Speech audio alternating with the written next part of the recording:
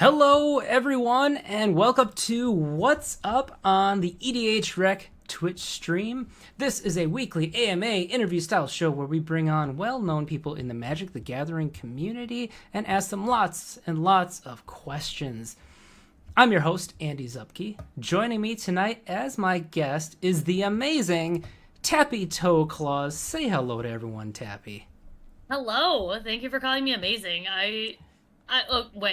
I do tricks, but not very well. Yeah. But I do stupid human tricks sometimes. Thank you though for the warm welcome. Thanks everybody. Hi. We're gonna need a demonstration now, but maybe later. Because we're going to get to the first question right off the bat. The big question, the burning question on everybody's minds. Tappy, how the hell are you?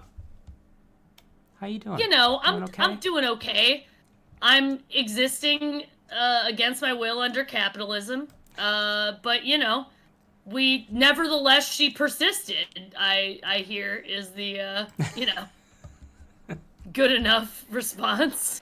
And we're so happy that you are. It's actually patently not good enough, actually, it turns out. Yeah, no, I'm doing all right. It's sunny, at least. Like, if nothing else, the sun's still out. Mm-hmm. There's a few dandelions poking out their heads around, and I always like to see them. A few fat bumblebees who are, like, kind of drunkenly waking up, so at least there's that. Absolutely. As a sign of nicer things to come. I'm very much done with winter, so I'm happy to see it. Tappy, for anyone who doesn't know you, why don't you give us a little info about who you are and what you do? Yeah, sure. So I'm a Gemini Sagittarius. No, I'm just kidding. I don't know what those fucking words mean. I don't think you can be both of those, actually. No, it's all right. I don't know. I'm a bad gay. I'm not an astrology gay, and I don't like cats. Like, it's... Okay, anyway. But, yeah, hi, I'm Tappy Toe Claws. I'm your weird, loud dinosaur friend from the internet. I play Magic, and I am a reoccurring villain on my more talented friends' streams and content. I also am, like, a weird scientist. I dress up like a weirdo, and it's a lot of fun. And I go to a lot of Magic events, which is great. You may have seen me as Joyra or Chandra or any kind of vaguely gay-coded red mana planeswalker. I'm also in Ral Zarek, so it does track. I got the big mountain behind me, so yeah. I do many things. I like to dabble. I'm kind of a thing doer. I like to think I'm funny and charming. A little scamp, lovable little creature, little critter. My dog's real good. He's very tired and very mad that I am not asleep right now, despite the fact that it is only 9 o'clock our time, and that is not bedtime. But he doesn't know that, because he's 14 and kind of blind, so... Can't read the clock anymore. He can't read most things, actually. Poor little guy. Yeah, that's too bad. Well, thank you so much for being here on What's Up. I'm happy to be here. Taking the time out of your busy schedule. We really appreciate it, and I'm very excited to finally meet you for the first time, and yeah, it's very cool. And friends in chat, as I said at the start, this is an AMA, which means, ask me anything. So go ahead and start dropping those questions in chat for Tappy here, anything you'd like to ask her, and it helps me out a lot if you tag EDH Recast. That way it'll be easier for me to see, and I can follow up on it more easily. While we wait for you to start loading up all those questions into chat, though, we're going to start off with a few of my own. And I like to kick things off by having my guests give us their origin story. So tell us, Tappy, I guess this is a two-parter for you. How did you get into Magic? And then also, how did you get into cosplay? Yeah, so those are two different but not unrelated questions. So I got into cosplay first. Because, I don't know, dressing up is fun. And I was a 12-year-old, and that was cool. Like, Halloween all the time? Why not? That just seems good and fun. And also, I don't know, like, I like doing crafty things. I like making shit with my hands. And I like solving problems. I don't think I've ever found a problem or, like, a skill that I haven't at least justified by, like, I have the gay audacity to, like, at least try this. And I have that weird kind of like ADHD like skill of being like above average at most things, except for every like 10th that I'm real bad at. Like chainmail, can't fucking do it. Can't fucking do it. It doesn't. I can't. Everything else, pretty good at. I got into Magic around Lorwyn because the art was just that was like the block that I saw the art, and they were these fairies, but they were like the actual, gonna stick their finger in your ear and steal your thoughts kind of fairies, which was real cool because I was also a very edgy, not like other girls girl when I was 14. So had to have a little bit of a little bit of that, and yeah, I got into Magic a little bit. I mean, it was very kitchen table Magic. It was like we were playing with like whatever cards somebody's dad had that he would give us, which was great. It worked out well enough, and I thought I was really cool because I was able to make a Dimir, which I did not know was Dimir. I called it blue black fairies and merfolk mill deck because everybody hated that. Like my first like kitchen table stupid deck was like, I want to figure out how to make this combo work and mill these cards. I played like every counter spell and every merfolk that did mill things when you played spells, and obviously I've come very far now. I've just fully embraced like being red, and I don't think I've ever wanted to hold up mana for a counterspell in my life now. Like I just want to play EDH with a beer in my hand. We all take different journeys, and that's fine. But yeah, that's how I got into Magic, sort of initially, and then I started playing a lot more when I was in college. Because we were in kind of like the college gaming club, and a bunch of other friends played, my D&D friends played, and we kind of tripped and fell into it around then. Got very into it around the time of when was college? That was probably like OG Zendikar, like Worldwake. Okay. Around that time. So I'm probably definitely dating myself, but that's fine, whatever. So that was fun. I did pull a Mind Sculptor. Like that was like one of the first cards that I pulled when I was like buying cards, so that was really fun. Just kind of like got that like first kind of exciting like, oh, I got this thing. What are Planeswalkers? It was very fun.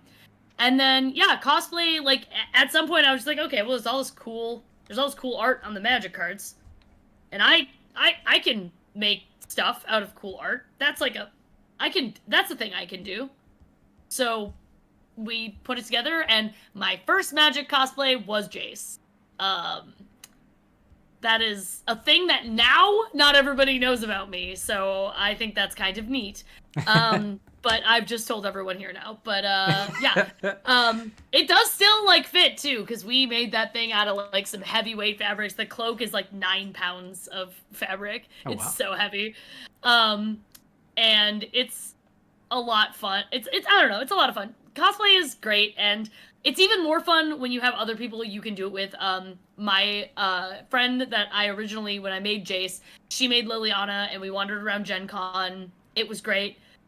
Steve Argyle was like the nicest man in the world, because she like one of the only things she wanted to do was Liliana, because she was Liliana the Veil from Innistrad. She had all the extra like accoutrement, all the extra baubles, and all she wanted to do was meet Steve Argyle.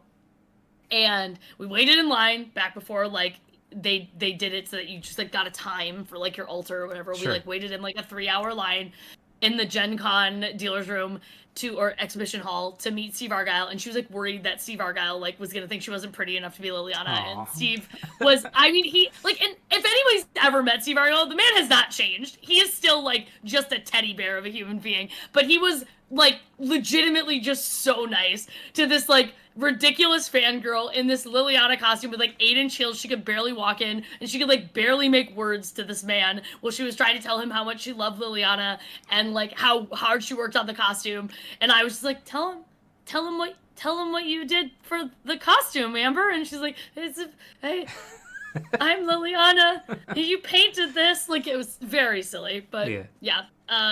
Steve's a sweetheart, and that was kind of the first foray. And then I met Christine Sprankle and a bunch of other friends, and tripped and fell headfirst into doing more Magic stuff. And then I think the first time that I got like an official, like kind of that I did anything official was in Vegas Vegas in like 2017. There was like a magic art show thing where we had people go, and like that was like we weren't paid, but like we got like kind of invited and we got to kind of go like behind the scenes and stuff.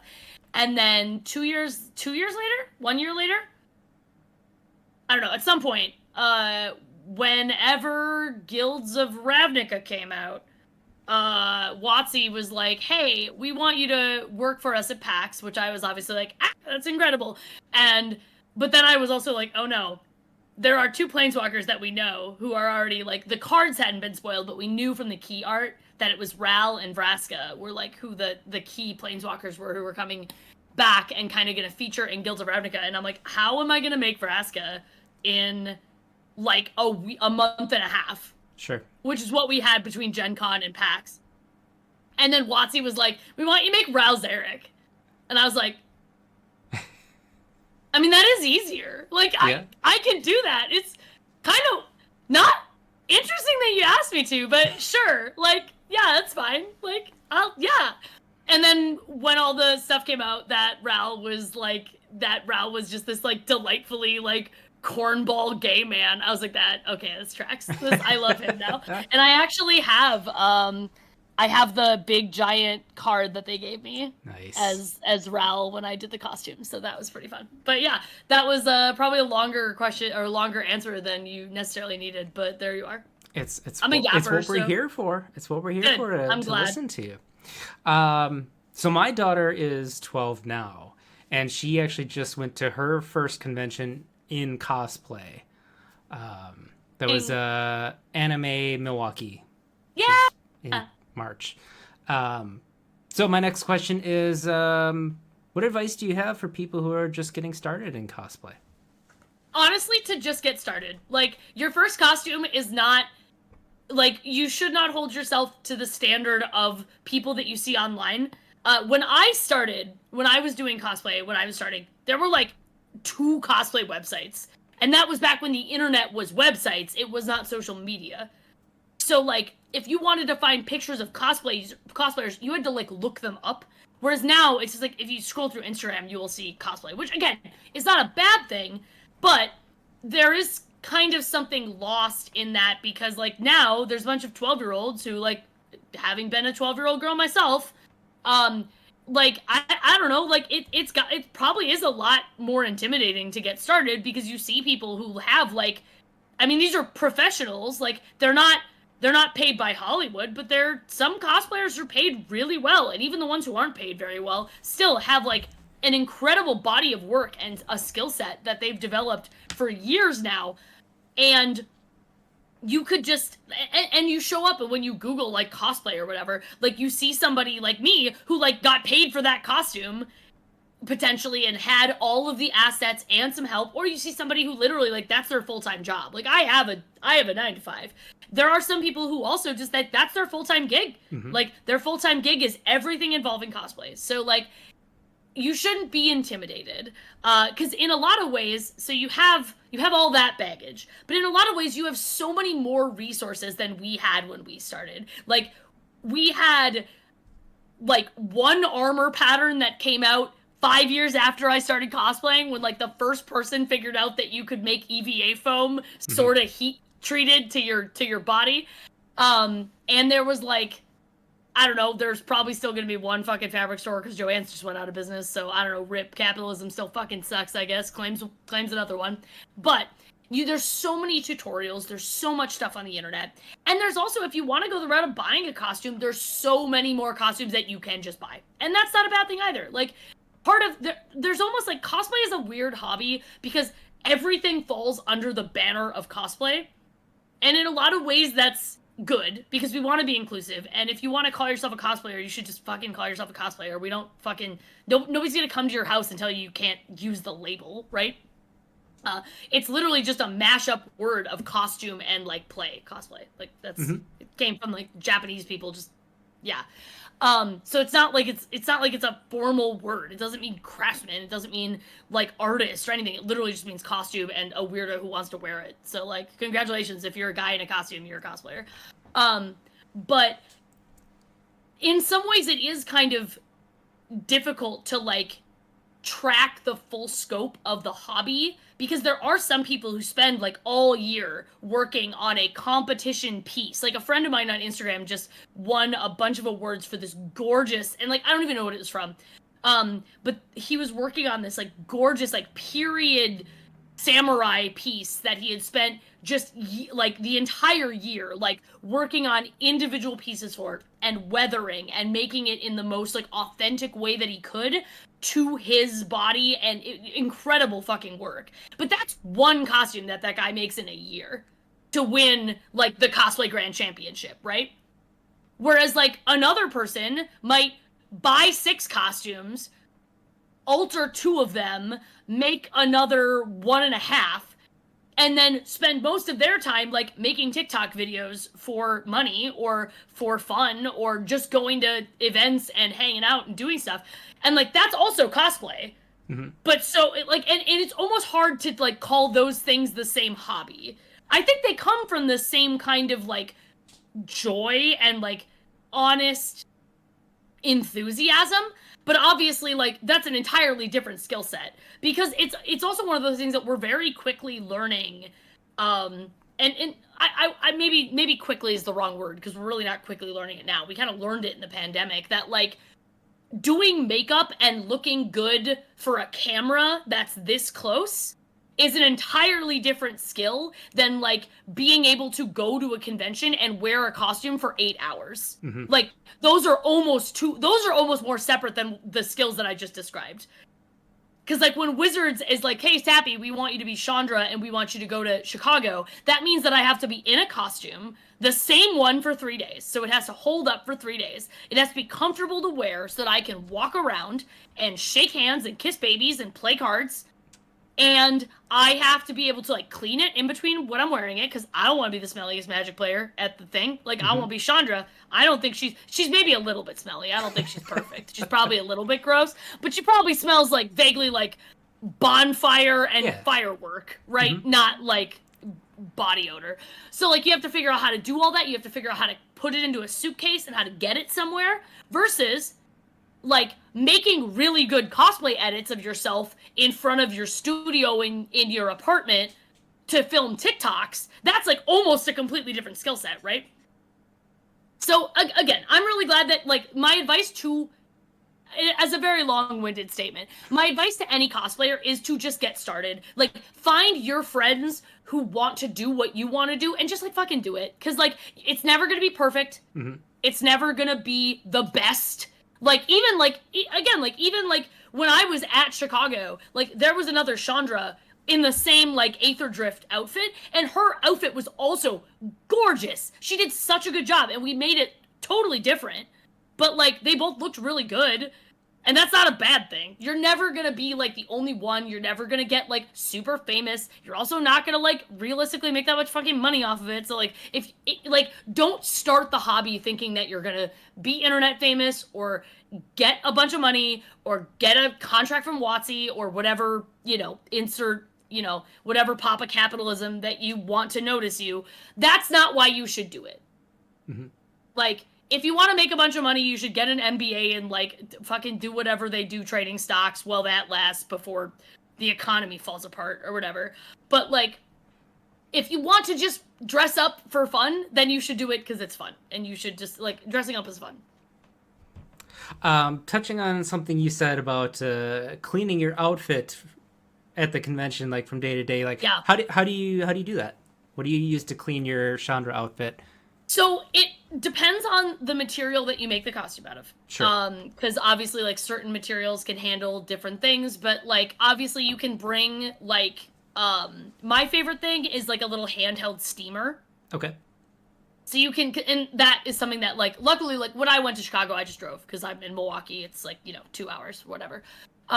But even when you're flying, you can just pack, you know, drain that thing, pack it in a suitcase, and then you can, like, spray it down with, like, spray cleaner and then steam it. Hey, Graham Court, thank you for the raid. Hi, everybody. Thanks for the raid, friends. Happy to have you here. And, yeah, so you can steam clean everything. Steam is, like, a really nice, easy way to clean things. My other trick that I learned from a lot of people who work in theater is a spray bottle of vodka. Um, because a lot of the like Interesting. body, yeah, so a lot of the body odor chemicals that your body makes are obviously like they're organic, like Sure. they're not water soluble necessarily.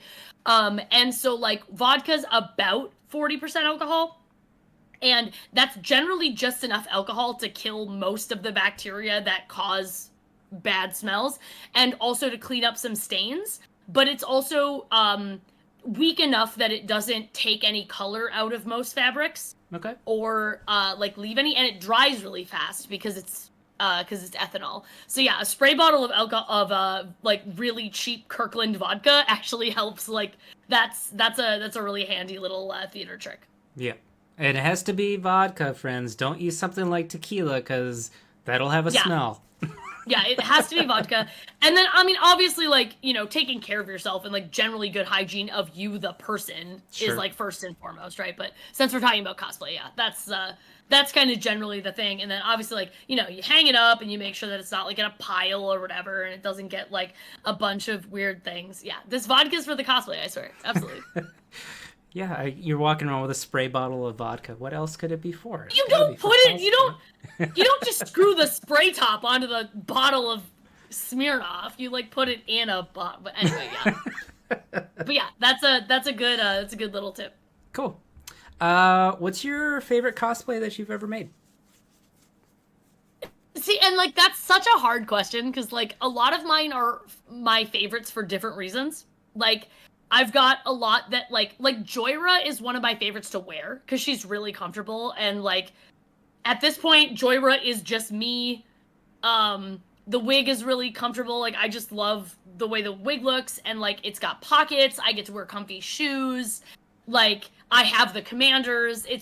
She's just me because I've been on Tolarian Community College enough that like I'm just that the version on Tulare Community College of Joyra is now just like the fandom version of Joyra, which is like the coolest thing ever. And I also just like think she's just one of my favorite characters in Magic, like as just a rule. So like that's definitely one of my favorites. But like I also love Chandra because I've also now kind of Chandra too, which is delightful.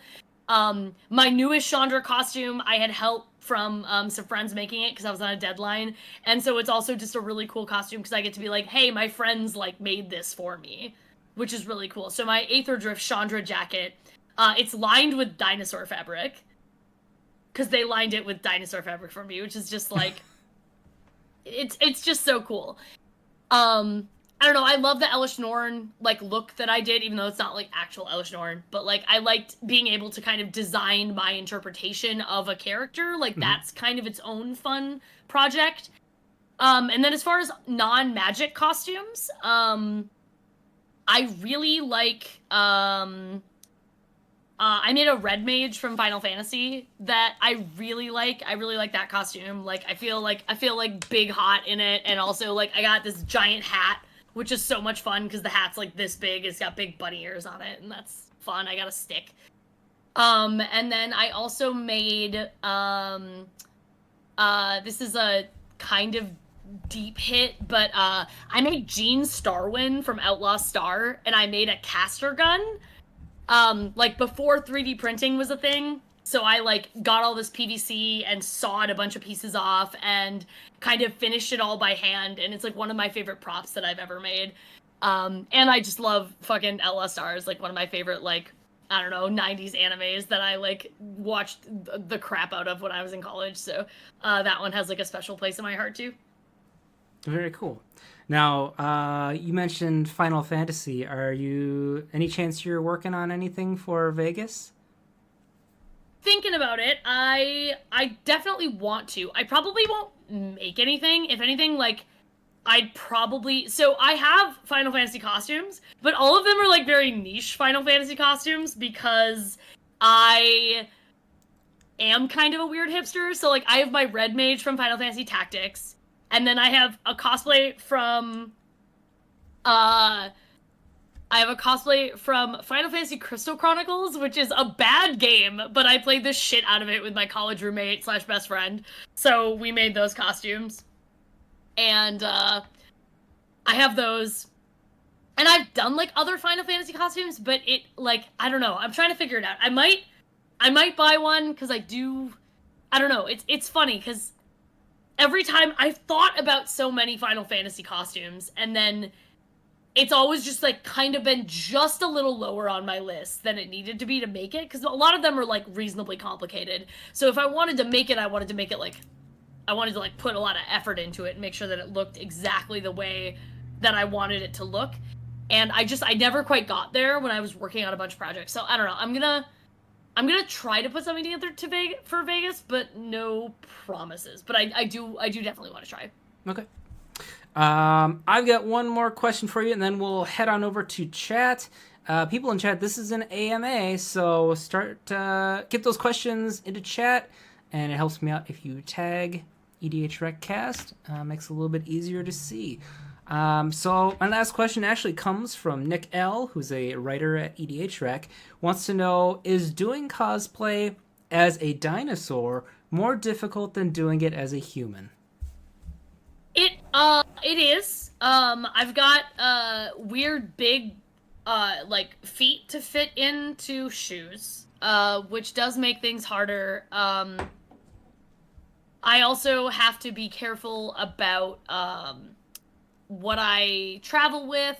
I don't know, like it's hard to make sure that all the feathers fit into different places. And I don't know, every once in a while when I'm traveling, they try to flag me and be like, "Sorry, ma'am, you're a dinosaur," and send me back to this like island off the coast of Costa Rica, which is a little hard, a little rough. But shout out to everyone going through it right now. Know your rights and don't talk to ICE. But as a dinosaur myself, you know, my bones are a little creaky. Everything's a little harder. When you're unironically like planning your costume, you're kind of like, okay, like how bad are these shoes? How bad are like is this like thing that I'm wearing on my head? Like, do I have to pack ibuprofen? Like, what am I doing? So there's a little bit of that I like. As somebody who's been cosplaying now for more of my life than I have not, you definitely approach cosplay different than you do at like almost 35, than you do when you're 25, than you do when you're 20, for sure. Okay. It's not bad, but it does get different. Like you're like, oh god, okay. Like Very cool. All right. Over to chat. We've got the 777s shows up for each What's Up and asks the same question. They would like to know, what is your favorite sandwich? Question. I feel like I have a different favorite sandwich depending on what season it is. Like, both because of like what the weather is and also what the like what's in season. Because like right now that we're like spring and rapidly approaching summer, I am so looking forward to like a crispy ciabatta that I can make and then put like a big chunk of garden fresh tomato on it with some Bulgarian feta cheese and a bunch of fresh basil and a good drizzle of really good olive oil and balsamic, and like bite into that. God, because that is a perfect bite. Actually, oh god, it's so good. It has to like, and again, I don't hate Greek feta, but like the Bulgarian feta just it hits different. It's so good. Just a little bit creamier, a little bit gooier. It's so salty. It's incredible. I didn't even know that was a thing, Bulgarian feta. I thought there was only the Greek. Nah, there's French feta too. There's like really creamy French sheep feta. Yeah, there's all kinds of different stuff. I love cheese. Cheese doesn't always love me. I do love cheese. If we were going into fall for like a fall sandwich, I would maybe go with like, I don't know, I do love me like a tuna melt too otherwise. Like I know that's maybe simple, but like something about just like a slice of American cheese between good bread and like some decent tuna with some good mayonnaise, and then you have to make the homemade tomato soup. That's the one thing that I'm a stickler on. Like American cheese, but like make the good tomato soup. Mm-hmm. Are we talking like actual good American cheese? Or are we talking like Kraft Singles, barely? Oh no, cheese? like Kraft Singles, like Sometimes sodium citrate absolutely is that shit works for a reason. Yeah. It's good. All right, Georgia Dolio asks, why do you enjoy Eurovision Song Contest so much? So yeah, I am. That's my other thing, and we are 2 weeks out from Eurovision right now. So I love Eurovision. My dad was a European transplant. He moved here when he was pretty young. And he was like a huge fan of like every trash Europop song in like the 90s. And we listened to a lot of ABBA and stuff like that. And so we kind of fell into I don't know. I just always kind of had that like taste of like horrible Euro trash pop growing up, even Okay. if it was never like directly linked to the contest. And then I knew about it, but I was never like into it. And then, of course, the excellent meme when it hit of Epic Sax Guy hit like right as I was leaving college. Um, and that was it was great. It was right away, and then Lorene won, and she was incredible, and I just like fell headfirst into this thing. And I had always kind of like been into it, but I was never like a insane person about it. The kind of advent of like Eurovision YouTube definitely helped. Like once that kind of grew out, and there's a bunch of like cool Eurovision YouTubers, some of which I'm friends with, luckily, which is like also very cool. Um, and so that kind of like kept me into the community, but I never like talked about it or whatever. And then in 2022, um as things were kind of opening back up after COVID and people were kind of starting to like go to events again, like after kind of 2020 when things were canceled, and 2021 when things were like and then 2022 when they were like, okay, we're gonna actually start stuff again. We were a whole bunch of me and my local friends. We're gonna go to the big anime convention in Chicago, which we were all going to. A bunch of my friends hadn't gone to a lot of events since COVID for 2 years then. And right as we were like heading there to try to like go and check it out or whatever, they changed a whole lot of like, they were just like, yeah, we don't have the staff to like enforce a mask mandate, and also we can't, and we're not going to check vaccination status, so it's just a free-for-all now. And understandably, a bunch of my friends were like, I don't think we're gonna go now. Yeah. But everyone was like kind of sad about it and like felt like they were sort of missing out, and they were just kind of, I don't know, like understandably they were like, oh, this was like the first event that we were gonna go to, and now we can't. And I was like, okay, well, like, this thing I sort of have loved for a while was last week. If you guys want to come over to my house and dress up, and we can rewatch Eurovision. And they were like, I don't know what that is. And I was like, okay, here's everything about it. And they were like, why do you know so much about this? And I was like, this is why. And since then, it's now kind of become a thing where, like, I don't know, all my friends come over to my house and we all choose our countries and dress up and wear all these very silly things that are, and we watch it every year, which is great. It's usually, it's a great excuse to like listen to, upwards of 40 new songs that half of them are in languages that you haven't heard, and it's kind of a fun cultural experience. And also Israel's there, so you just kind of ignore that one, but you do as best you can. But yeah, it's a silly little thing that I love. Very cool. I know almost nothing about about Eurovision. Now, do people If you ever want to learn, I will let you know if I do. Do people ever like gamble on it? Do they like bet on countries winning or anything? There are active discussions of betting odds all the time. Yeah. Interesting. Not that makes me more interested, but it's it's kind of a interesting thing. No, but that's fair. Jay Sherwood asks, what is the most tappy toe curling thing you've seen as a microbiologist?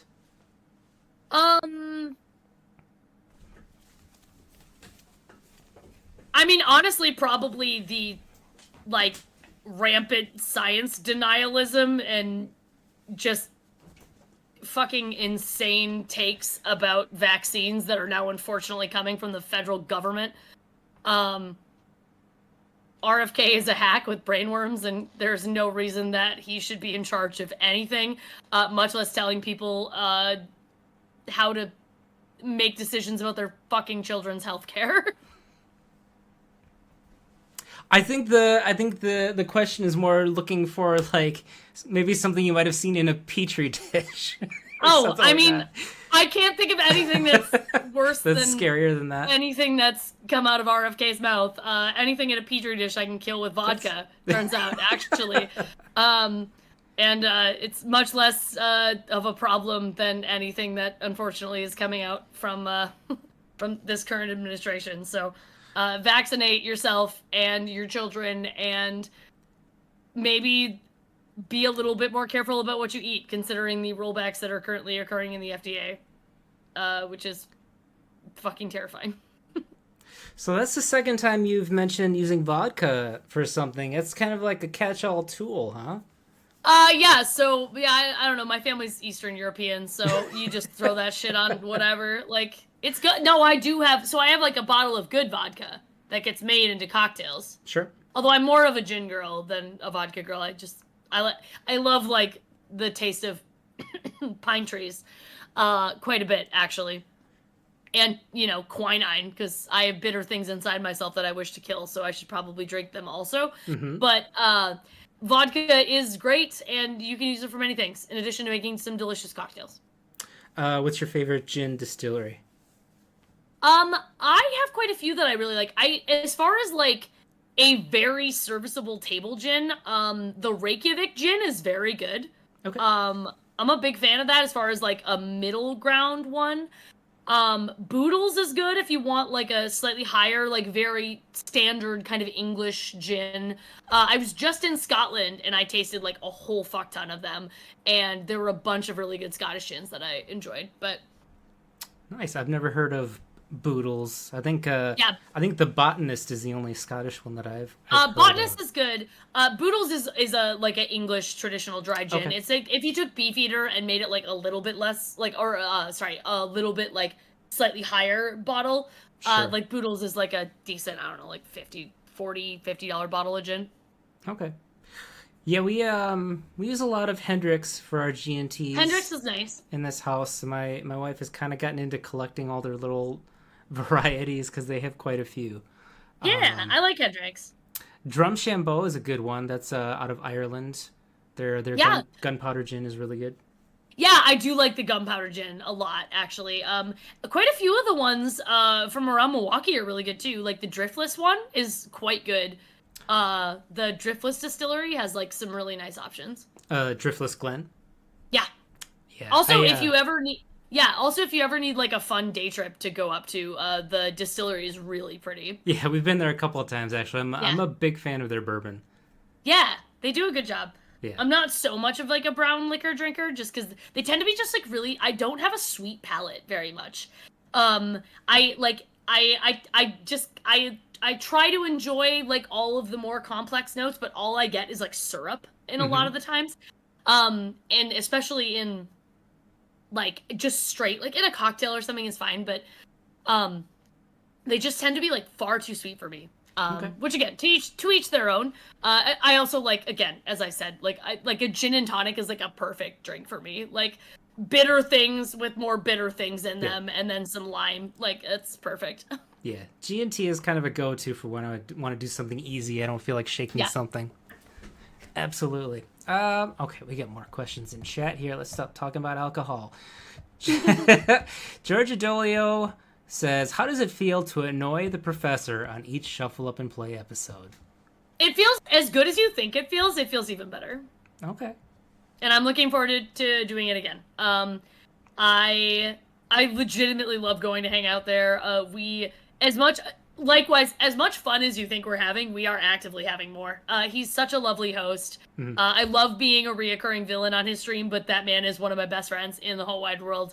And it's such a cool thing. Shuffle Up and Play is so fucking good. I heard about it from conception before almost anybody else heard about it, and it's been so cool to see it get the reception that it abjectly deserves. It's such a good show, and he does such a good job with it, and the variety of guests he gets on there is really fun. Yeah. It's one of the, and I don't say this to like disparage anybody else, but like I don't watch a lot of other Magic content just because I like do a lot of Magic content, so I don't Yeah. watch a lot. Shuffle Up and Play is one of the actual pieces of Magic content that like I will at least like listen to every Monday drop when they come out. It makes me happy. Yeah. Yeah, Professor's I've never met him, but he's definitely a great guy, and his support of the trans community is beyond comparison, really. He's a good egg. He's a good egg for sure. We're lucky to have him. Don't tell him I said that though. I won't. I'll skip that part. Let's see. Triple Sevens has not a question but a request and would like to know a story about your dog Chomp. Chomp. I'm trying to think of like a particularly good one. Man, I don't know. I love my dog. He's so good. I'm like trying to think of like a specific Chomp story that's like really good. So, Chomp is really funny because he's old and he's a little bit blind and he's going a little bit deaf. And so he gets a little bit like leash aggressive around like other dogs, but he's like the sweetest dog ever. And me and my friend have been going out to like a few of the local bars where we can like bring dogs, especially, and I've been walking Chomp. And the last time that we were there, we were just sitting on this just on like a picnic bench out and just hanging out. We were writing like some D&D stuff, just hanging out at the bar, doing, you know, creative writing as you do at bars in Milwaukee. And Chomp's sitting right next to me, and this mom comes up and she's got like her like 1.5-year-old and then like a 3-year-old and like a 4-year-old, and all the kids are like, can we pet the dog? And I was like, yeah, you can pet the dog. And so then like I gave all the kids like a little treat to give to Chomp, and Chomp is just like, he like looks at me, he's like, do I have to? I'm like, yeah, buddy, you do. You have to be nice to these kids. Like just take your little treat from all the kids, and then it's fine, you'll survive. And he like did, and he was so good. And then the little girl, who was like 1.5 years maybe, was just like, she like was just obviously like so happy, and it made like her whole day. And the mom is just like, thank you so much, like this is they're never gonna forget this now. It's just like, we did it, Chomp. So like there's a Chomp story for you. Excellent. He is my best boy, and he's probably mad that I'm not asleep, but that's okay. He can deal. But I love him. He's just a little guy, and he it's you never quite like, I love living alone, and I absolutely protect my own space, but it is so nice to have a little 4-legged guy who just like kind of jingles like walking around your house. It's so nice. Yeah. Pets are the best. I love my kitty. They really are. Let's see. Triple Sevens has another question. Wants to know if you've always wanted to be a microbiologist, or if there were other career paths that you were thinking of. Well, so I found out very early on that I couldn't just like be a dinosaur, unfortunately. I had to like grow into that one naturally. Yeah. Sad. Yeah, I don't know. I actually I always like loved science. So I always kind of wanted to do something with science. I did for a very long time. I actually really wanted to be a chef. Like my dad was a chef. I love cooking. It's like legitimately one of my favorite things. Like when I want to turn my brain off and just not think about anything, I put on some music and I chop a bunch of vegetables and I make soup for like a week. Like that's like my own little form of therapy. But unfortunately, like chefs are like almost criminally underpaid. Like it's not really I'm also like, I don't know, I'm not lazy, but I kind of am, and like the sort of hours that like chefs and cooks have to pull to work, like it's honestly fucking shameful. Like we should treat the people who prepare our food better. Mm-hmm. It's ridiculous. But that was like one of the other like careers that I really was thinking about for a very long time. But I'm glad that I still obviously get to like do it, right? Like I get to make a lot of good food, especially now that I have my own house. And yeah, when I did do kitchen work, I did kind of like apprentice is the wrong word because it wasn't formal, but like I did work with a chef in Milwaukee for a few years as kind of just like his PA, so I did whatever. Like um and it was really great. He was incredible. I learned so much. But yeah, I was like literally smoking a pack a day at like 17.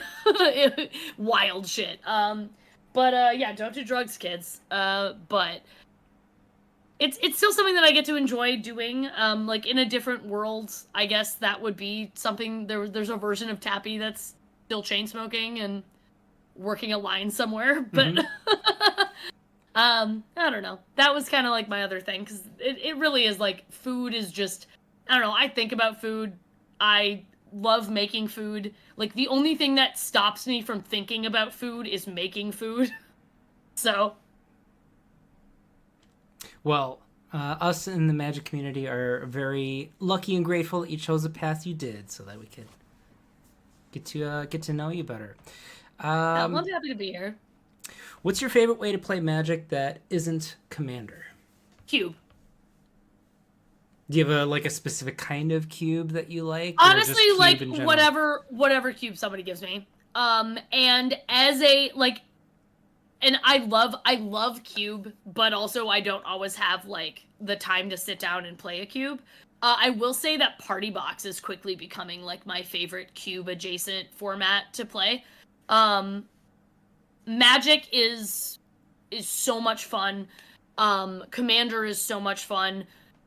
Party Box is like Mario Party Magic drunk with your friends. Okay.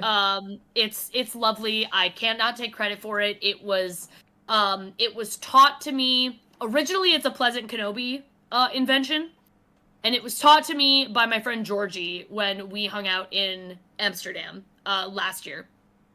And it's lovely. Like if you want to capture kind of the feeling of like 8 drops in beer on the table, as said by the greatest philosopher of our time, Ristic Studies Sam. Um, like that, it's so simple. So it's everybody plays from a central deck in the middle of the table. Also, hi Mental Misplay, how you doing, bud? Hey, Mental Misplay, thank you for the raid, friends. Thank you for joining us. We're doing an AMA with Tappy Toe Claws, so ask those questions in chat. Yeah. Um, but yeah, like Kenobi has like Vince has several things. Yeah, it's one deck of like 500 to 1,000 cards, one graveyard. You draw everybody draws from the top of the same central deck. Any card can be played face down as a land that taps for any color of mana and taps and counts as every basic land type. Um and then there's a bunch of like flicker wisps that you also have. So you can like draw a flicker wisp and play it, and you can flicker one of the lands. So like if you get a big dumb Eldrazi early, you can play it face down as a land and then later play it a flicker wisp and then flicker it. You also have a bunch of like booster tutors in there, and it is highly encouraged that you include not only your favorite Magic the Gathering funky boosters, like mystery boosters or unsets or whatever, but like get some Digimon boosters or Pokemon boosters and just throw them in there. Yeah. Like just throw them in there and make them work as close as possible as they do to the rules. Like I have some One Piece cards in mine. I've got some Yu-Gi-Oh cards in mine, and it's so much fun. And it's like, yeah, it's a free for all. It's like 20 or 30 life depending on like what you want to like, and you can make your own however you want. Like if you want to change the rules and be like, all right, we deal a little bit more damage in my party box, so this is, we start at 40 life or whatever. Usually you play a few cards that are wild cards, which go by the Richard Garfield rules, which means you can play, or sorry, the Richard Garfield PhD rules, which means you can play it as any card that is not currently on the table, but you have to know the casting cost and the rules text of. Like, Okay.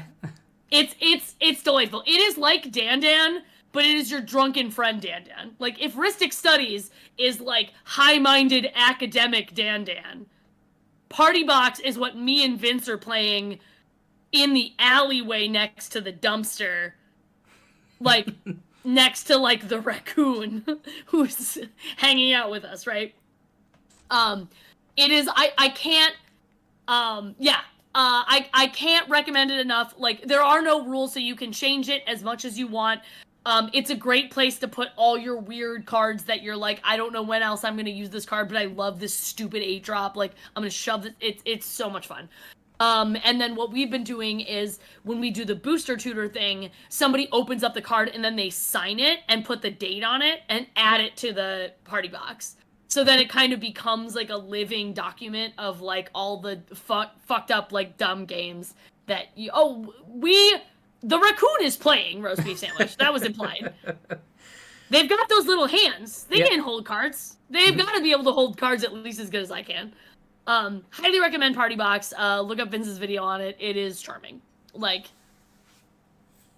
sounds cool. I'll have to check that out. It's very fun. Which potential Universes Beyond IP would get you the most excited if it came to Magic? So, I am generally a very, like, happy and go lucky and excited person. I kind of hate Universes Beyond. Like, okay. even the ones that I love SpongeBob. I love Magic. Like, I love Final Fantasy. I kind of like them being, like, I liked having to make a Final Fantasy themed deck by finding Magic cards that were similar to Final Fantasy themes and like shoving them in. Okay. Like, I kind of liked them being separate.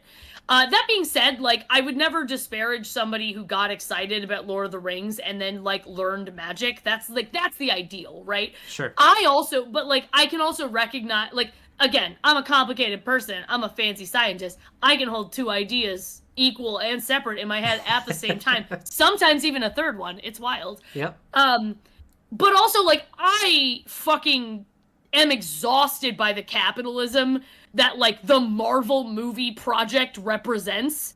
So, like, even though I loved Spider-Man as a kid, when he was, like, my main in Marvel vs. Capcom on the PlayStation 1, like, I am now exhausted by Spider-Man's very presence in my game of Magic. I just want to play Magic with my friends. I just want to play Party Box with the raccoon by the dumpster. But then the raccoon has to play fucking Spider-Man and then has to make a Deadpool joke. And you know what? If the raccoon gets punted over the building, that won't be my fault. I would be within my rights, I think, to do that. But anyway, I think it's cool. I wish there was a way to do it such that it wasn't like, such that they weren't like in standard. Like, I think as Secret Layers, they were fine, actually. I didn't love it, but like that I think was the place that they should have been, where they just kind of were alters of other cards. But as I'm everyone who was like, you can't just use slippery slope, that's a fallacy. I'd like you to know that we were all saying we were worried about this, and now Final Fantasy is in fucking, like, Spider-Man is in standard. I don't know, but anyways, that's a rant. But I don't love it. Okay. But I think if I had to pick something that could be, I want Iron Chef. Iron Chef. Oh, that's an interesting answer. Okay. I want the Iron Chef Universes Beyond. There's gonna be a lot of knives in that one, right? Yeah, a lot of knives, a lot of food, a lot of like artificers who make food objects. And then I think you should put little like recipe inserts into them. I dig it. That's a very cool idea. All right, so before we come to a close here, we're going to do a quick lightning round, which is just a bunch of really, hopefully, quick questions. I will try my best. Okay. So, favorite movie? Favorite movie? The Last Unicorn. Okay. Favorite musician or band?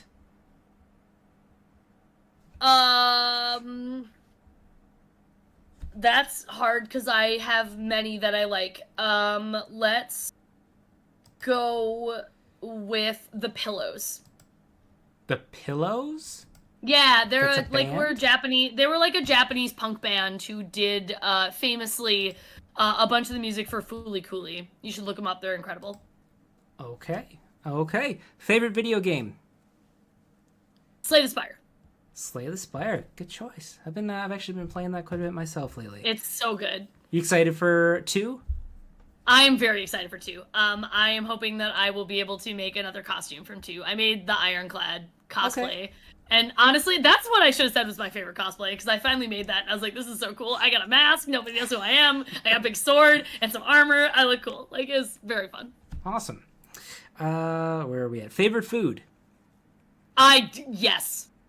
I don't like Yes. olives. That's about it, actually. Olives are my one thing that I don't like. All olives? Not a single kind of olive? I don't like any of them. I think it's weird that they're both like a tree fruit, but also Yeah. kind of they're like salty because they're preserved and oily and also meaty, and they can't be everything. And in my opinion, they do it all badly, and I don't care for them. Okay. Fair enough. Last thing you ate? What did I eat before? I ate some soup that I had. I made chicken and rice soup out of a bunch of leftovers.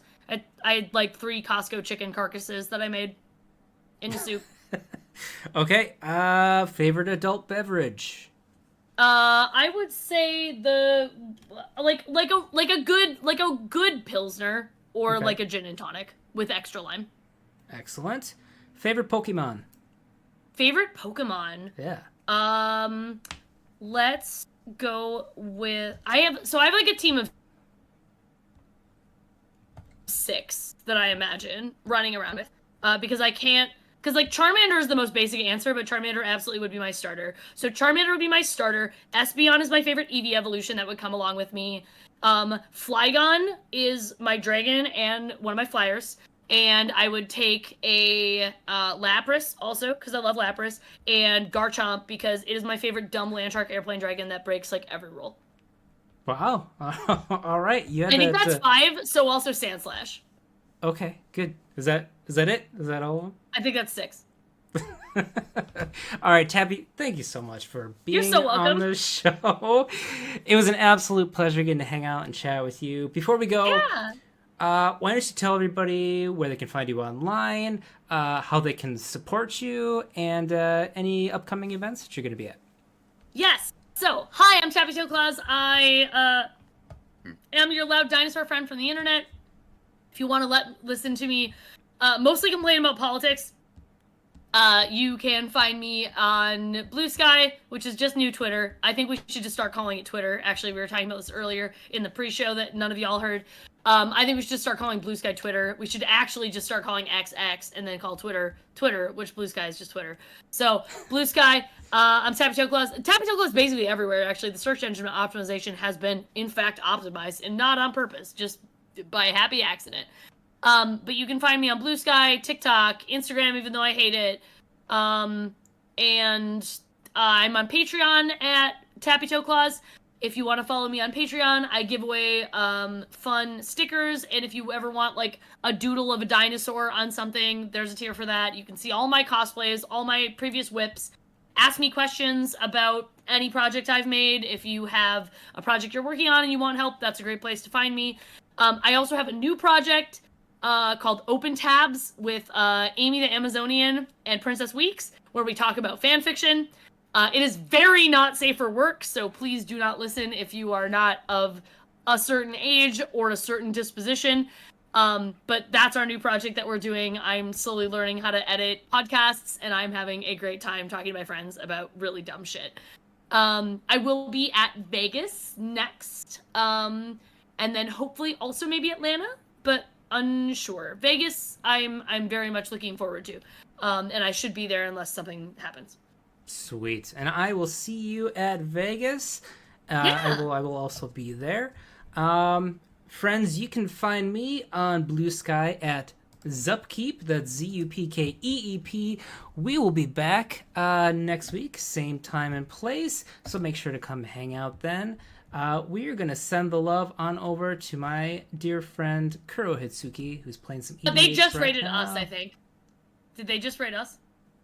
Did they just rate us? No? I think Did they? Kuro's just rating us right now with 33 people. I'm not seeing. Oh, okay. Okay. Okay, friends. We are not rating Kuro Hitsuki because he just rated us. No. Emma Skyward is streaming right now. Okay, let's find You wanna rate Emma. Let's find Emma. EMMASKYEWARD. Got it. Let's raid Emma. Starting right now.